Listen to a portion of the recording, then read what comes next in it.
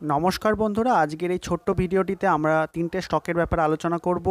তো প্রথম স্টকটির নাম হচ্ছে ওয়ারি রিনিউয়েবল টেক, দ্বিতীয় স্টকটির নাম হচ্ছে গোদাবরী বায়ো রিফাইনারি এবং তৃতীয় স্টকটির নাম হচ্ছে হুতামাকি ইন্ডিয়া বা হুতামাকি পিপিএল।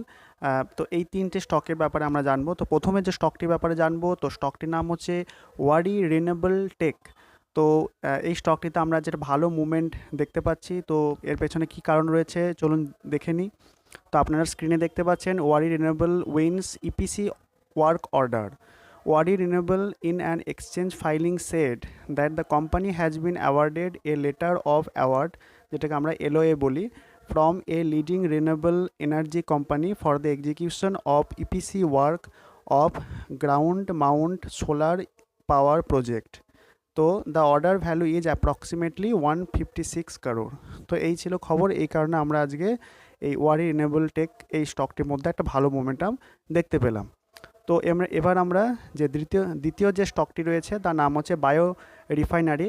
তো এই স্টকটির মধ্যে আমরা একটা ভালো মোমেন্টাম দেখতে পাচ্ছি। তো কী কারণ চলুন দেখে নিই। এখানে বলা হয়েছে, দেখুন, the northward movement the northward movement in Godavari Biorefinery, share price came following the news that the company's patent application from its anti-cancer research segment has been granted in Europe। তো এই কারণে আমরা গোদাবরী বায়ো রিফাইনারি স্টকটির মধ্যে আজকে একটা বেশ ভালো momentum দেখতে পাচ্ছি। তো এবার আমরা তৃতীয় যে স্টকটি রয়েছে তার নাম হচ্ছে হুতামাকি ইন্ডিয়া। তো এই স্টকটির মধ্যে আমরা একটা ভালো মোমেন্টাম আজকের দিনে দেখতে পাচ্ছি।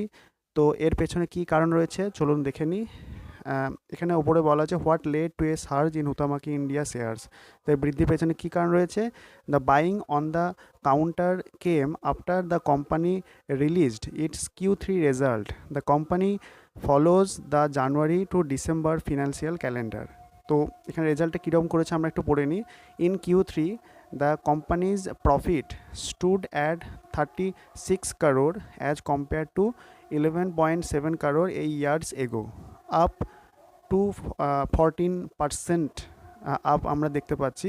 Its revenue from operation stood at 624 crore as compare to 652 crore year on year বেসিসে। তো এই কারণে স্টকটির মধ্যে আমরা একটা ভালো মোমেন্টাম দেখতে পাচ্ছি।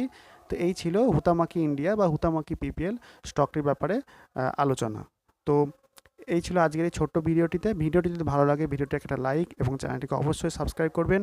দেখা হচ্ছে আর একটা নতুন ভিডিওতে।